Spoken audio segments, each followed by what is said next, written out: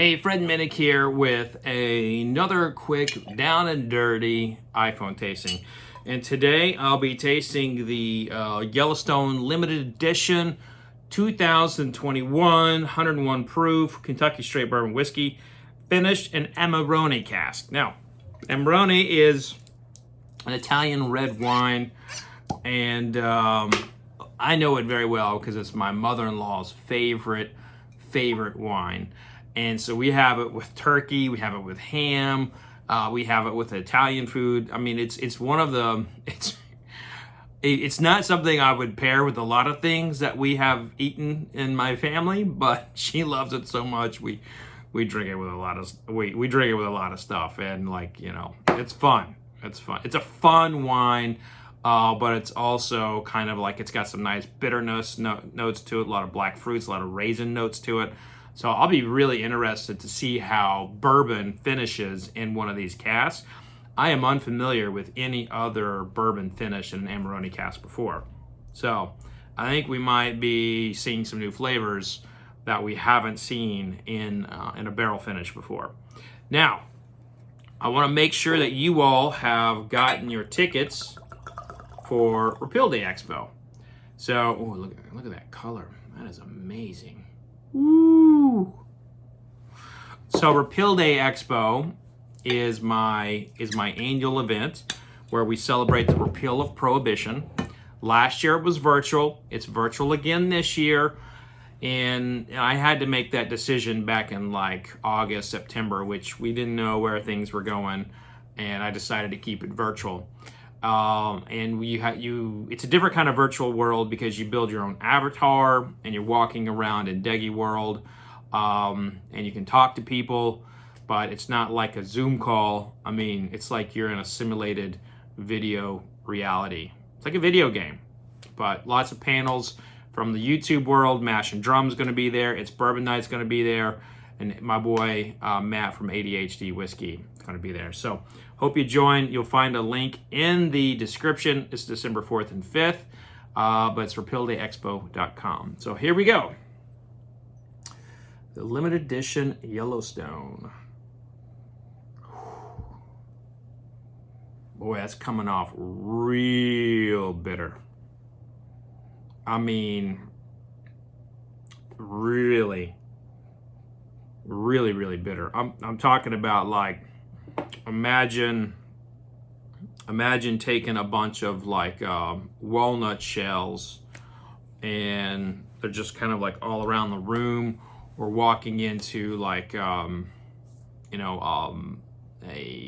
hardware store where they're cutting wood all the time. There's that oak bitterness smell in the room. So there's a slight hint of tobacco here, and then you're looking at something in the UK that's very common called black currant, which is a very particular smell that you don't get in a lot of American products. Yeah, so like this black fruit note and then bitterness. Touch of sandalwood. There's a touch of sandalwood in this. All right, let me taste.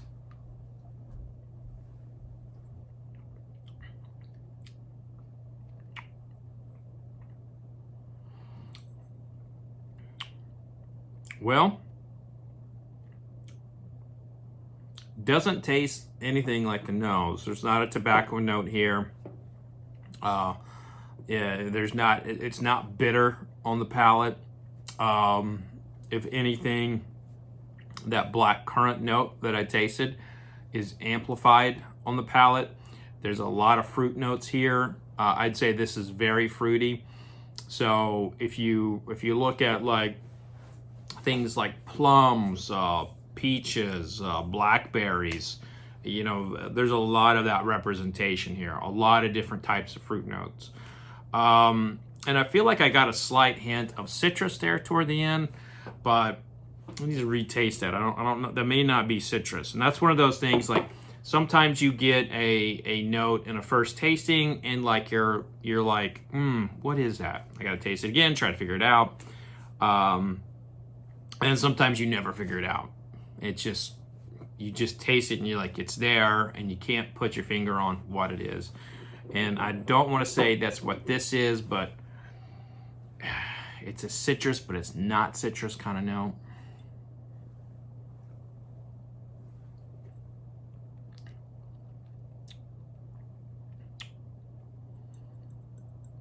What the heck is that?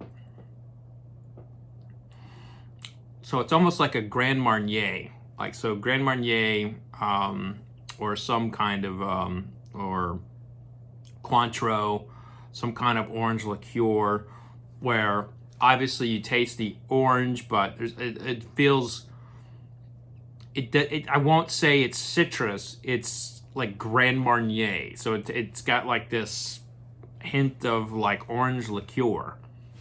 I think that's a better way to put this. So that's a much more finite definition than saying citrus. So a lot of fruit here, got that Grand Marnier note, and we give it one more taste, kind of figure out what the finish might be.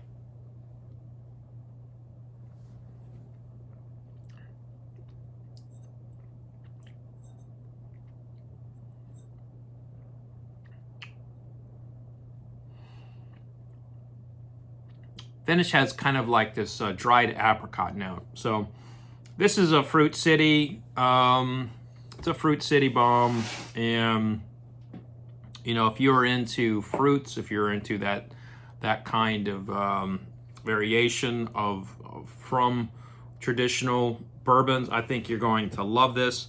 But if you're someone who is more in the, if you're more in the camp of like traditional American whiskey, then stay away. But this is definitely a step in the direction of barrel finishes, and the barrel definitely did a lot of work here. I think Steve Beam and Yellowstone might be onto something with finding an Italian wine and Amarone that could be a really nice complement for American whiskey. And I really dig this. And I think it's definitely got a place on the shelf of people who are, you know, broad thinking in terms of whiskey styles. However, again, I'm gonna be very clear here. If you are a traditional bourbon drinker, this is not for you. Like, this is like, stay away from this one. It'll piss you off because you're not going to get a lot of those traditional bourbon notes. There's almost no spice in this. There's almost there's slight hints of things like vanilla and caramel, but that fruit and that Grand Marnier note just kind of is everything. And I'll be curious to see what more can be done with these kinds of casks, because this is really, really a direction into barrel finishes that I like to see, because the barrel is saying something in the whiskey that you wouldn't get otherwise, and I dig that. So, but the character of bourbon is lost just enough where a traditional bourbon drinker wouldn't like it. But that's going to do it for this tasting. If you'd like to get more honest reviews, make sure you click that subscribe button. And if you'd like to become a member in the crazy, wacky world of my YouTube community, click join. But that's going to do it for this week, or this tasting rather. I'm going to upload it right away and tweet it to you. So cheers, everybody. Be safe out there. Remember, vodka sucks.